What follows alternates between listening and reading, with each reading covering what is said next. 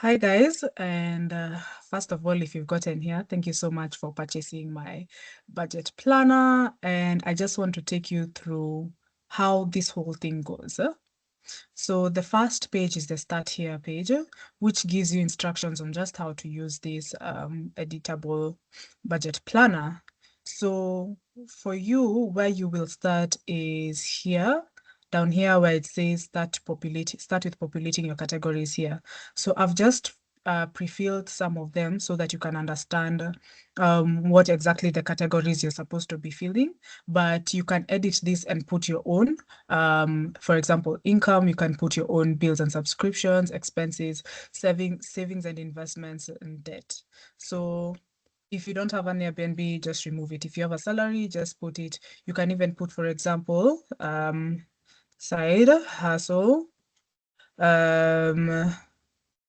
Yeah. Then bills and subscriptions, for example, if you have Spotify, you can put it. If you don't rent, you can remove it and let's say add, what do people pay for? Let me say Apple Music because I can't find anything else. Then expenses, if none of these apply to you, you can also change them or just keep them and add your own things. So for example, you can say fuel, you can say bundles, anything, just add whatever expenses you may have and keep recurring. So for example, if this month you find that there are other expenses that you incurred that ideally you don't incur, my advice to you, you can put, for example, other expenses, so that whenever there are those one-time payments, you can always include them. So you can also say other B and S, so other bills and subscriptions. Here you can also say other income. Here we can say other S and I, other savings and investments. And here you can say other debt. Now, what happens when you pre-populate here, it auto-populates in every other month. So everything comes here.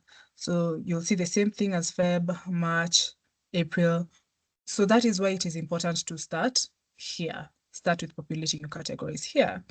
So the first thing that you do is, for example, write your priorities for the month. Those are individual to you. Now, what is important is when you come to this segment, we have expected, actual, target, actual, budget, actual. The most important part for you is the expected. So for example, if I have an Airbnb business, how much do I expect to earn from it this month? So if you don't have these amounts right on top of your head, you can just estimate how much you usually get. And the goodness with now having a tracker is you'll be able to estimate on average how much do I get from my Airbnb business? On average, how much salary, if it's not consistent, do I get? On average, how much investment interest do I get? So let's say I expect 30,000 from my Airbnb business. I'm paid a salary of, let's say, 65,000. Investment interest, maybe I have done a bond laddering and I expect a bond every single month, which gives me like 20,000. My side hustle also gives me 15,000, right? So that is the most important thing. If you see that these parts are not populated, and you have other things, just drag it. It will give you a heads up. You're trying to edit the sheet, but just say okay so that it can pre-populate itself. So you do the same things with these other categories. For example, if I have a car loan, how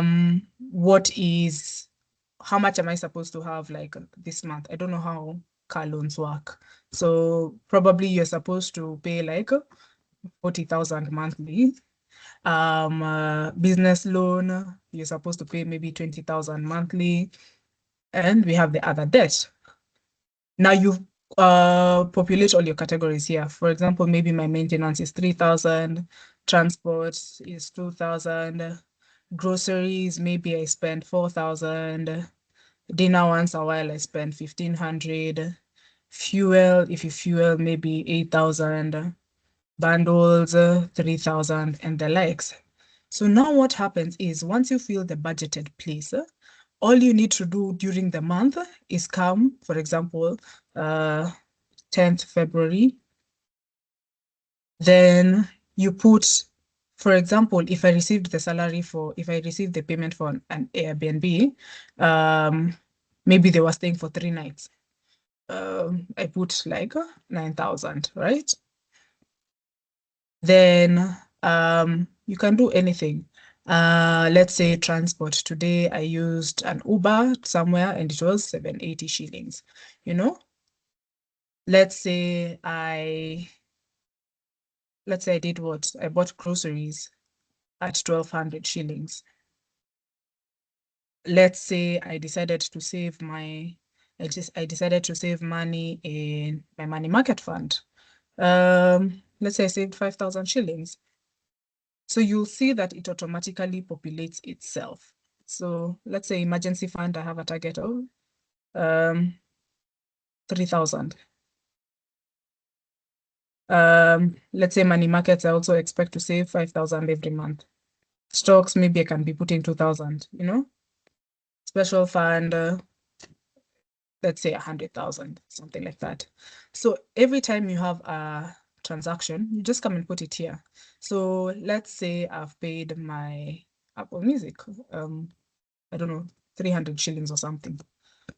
Now, let's say tomorrow again I use Uber. Remember, here the description you can say Uber. If I use Uber again tomorrow, it will come to 400.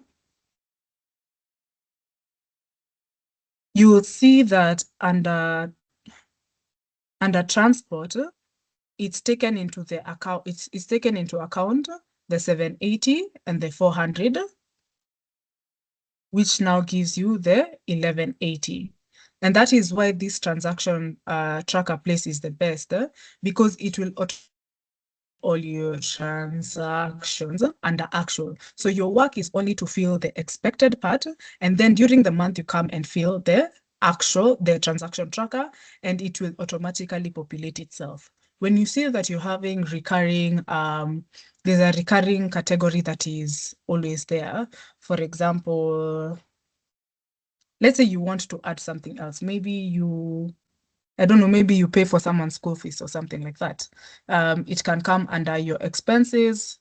You'll just come and start here and add the other category like fees or something like that. So every time you see a category that is recurring, you can add it under this part for populating your categories here. So let's say that was Jan. My savings rate was at 55.56%. How much do I have left? I have 1,320 left. So if I come to February, you'll see that my last month I had 1,320. So maybe you did not do anything with that money, it's just in the bank. You can choose to add it here under February. So already February, we already have 1,320 to work with. Now you start again. This month, maybe I'm seeing a potential increase in Airbnb business. I put 60,000. This one remains 65,000. You go through the same process. And once you're done, come here to the categories. Every time there's something that you need to pay off, put the amount there, and it will automatically populate itself. Hopefully this was helpful when starting to use the Fnsoko budget tracker. If you have any other questions, please feel free to reach out.